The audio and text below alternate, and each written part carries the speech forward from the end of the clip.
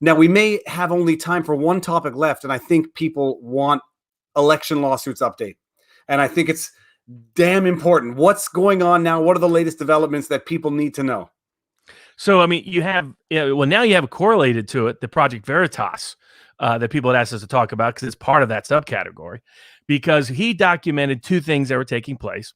First, he documented that a guy was bragging on Snapchat, or it was either Snapchat or Instagram. I think it was Snapchat, bragging, and it'd be like people in the Somali community, because if you come from the Somali community, you have a different perspective of. I used to say that in certain parts of Africa, they internalized colonialism and bribery and just figured this is the way governments operate, and they're just more overt about it. They're less, hidden and diplomatic about it. They don't use double language, none of that. So it didn't surprise me that Project Veritas went to the Somali community in Minneapolis to find more brazen, bold versions of corruption that happen usually more quieter and undercover in other locations. And what they found was two things. Someone had copied an internal Snapchat video of a guy bragging about all the absentee ballots he had in his car when legally he wasn't allowed to have more than 3. Ballot harvesting was not legal in Minnesota. In Minnesota, still isn't. Now, the New York Times and other people have lied about this later when they did hit pieces on Project Veritas. Looks like Project Veritas will be filing a libel lawsuit against the New York Times, and they do have a good libel lawyer.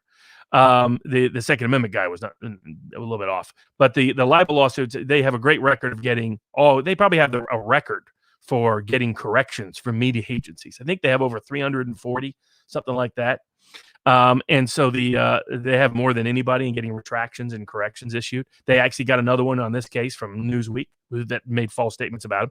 So they captured somebody else's video documenting. This wasn't even an undercover video. This was just someone leaked them this video that they had caught from Snapchat of this guy bragging about violating ballot harvesting rules in Minneapolis. The second thing they got was them paying people money on tape, cash bribe, to register to vote. And just if anybody doesn't know the full this is in Ilhan Omar's district for the.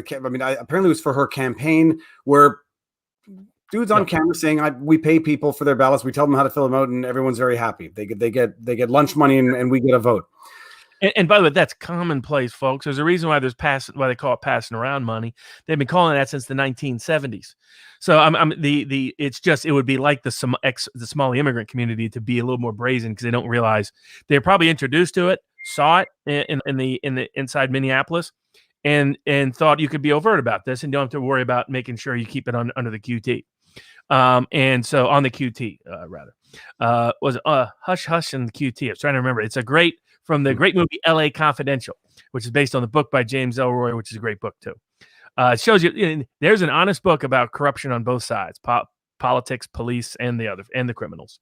It helps you. That's my filter on cases like Breonna Taylor. You could have a case where both sides are not who people have claimed them to be.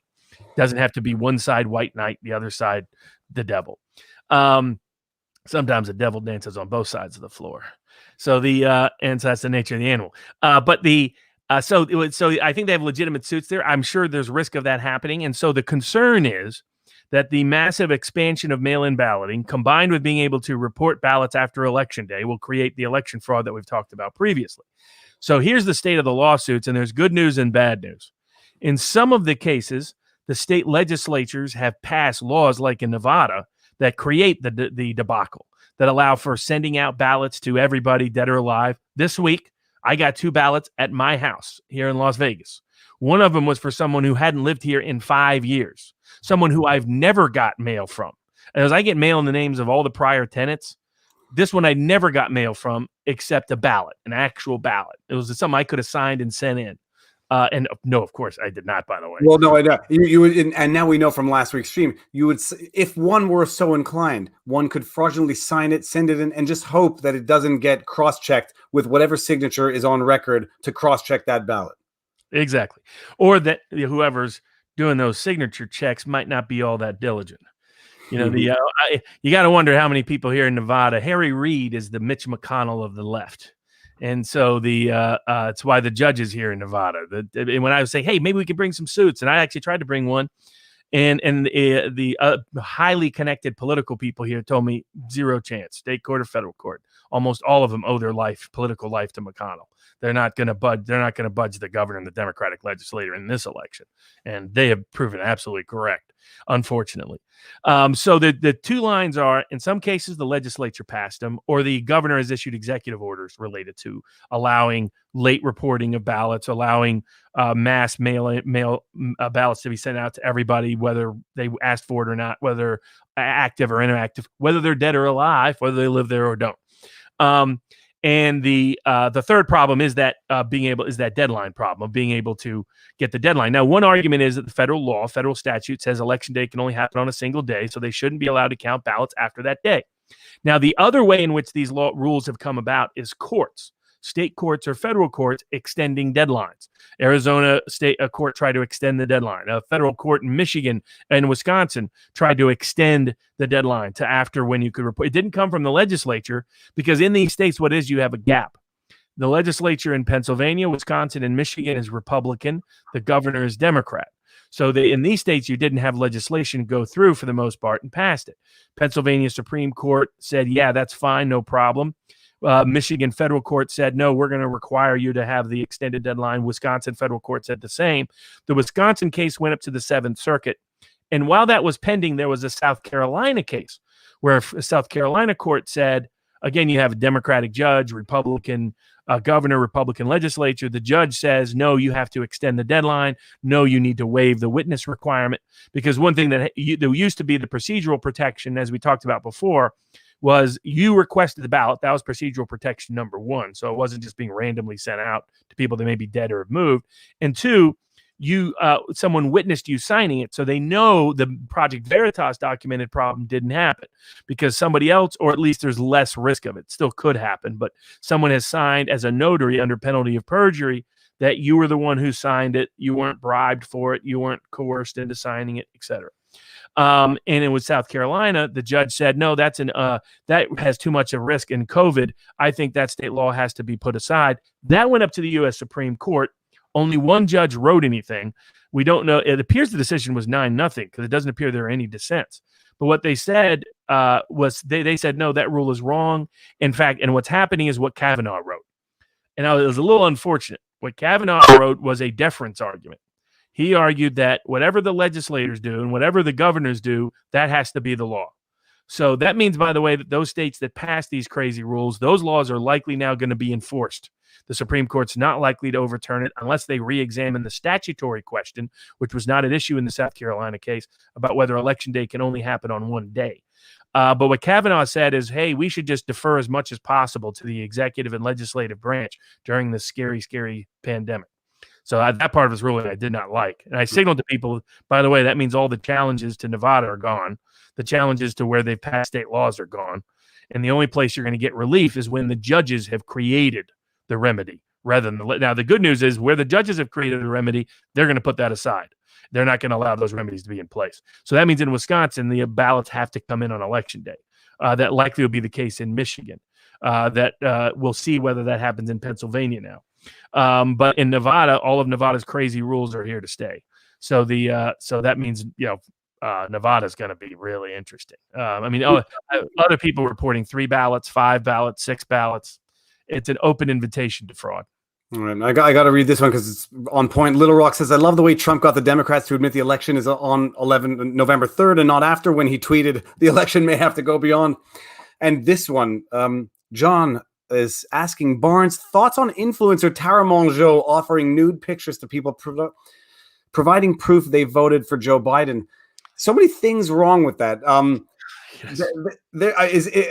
Moral questions aside, nothing illegal about that? It might be because it people could call it a bribe for a vote. And even though Madonna said something like that and she didn't, follow up on it, obviously, she would have been busy. About 65 million, 35 million, 30 million men voted for, so if they all took her up on it, that good luck with that.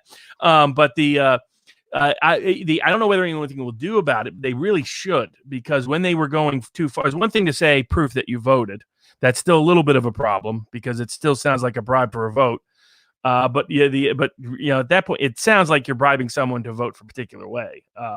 Just because it's non-monetary doesn't make it. It's something of value. unless I haven't seen the individual involved, so maybe it's not something of value.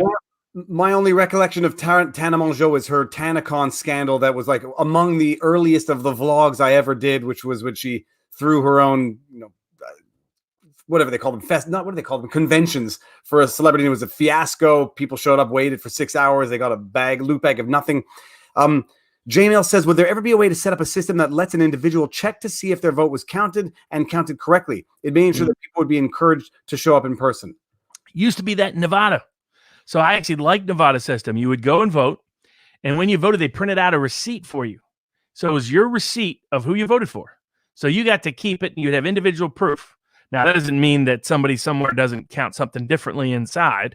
Like the old Grundy County Democrat told me when I was a kid Democrat. It's not who I was like, man, how do you guys always get the certain percentage of vote in these precincts? It's like, this is amazing. I thought they had some great turnout machine. So naive. I was a teenager.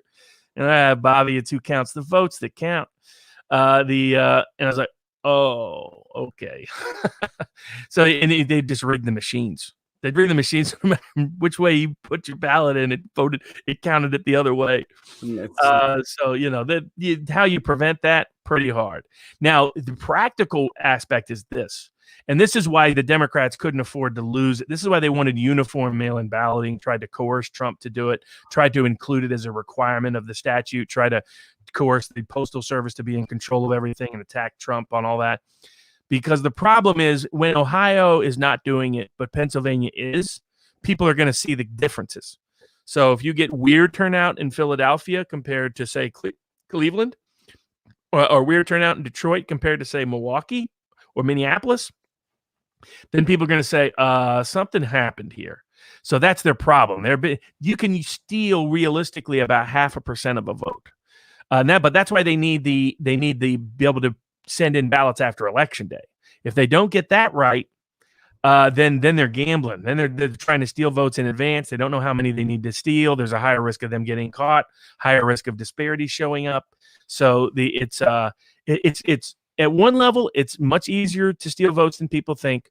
But at another level, it's much harder to avoid getting caught than people think, because there's easy data analytics you can do to see whether it happened. When there's one jurisdiction that doesn't let it happen, there's another that does. And the only thing different between them is who's politically running those jurisdictions. Very interesting. Terry Ebert Mendoza says, thanks, Viva Barnes. Did Barnes defect to Vegas?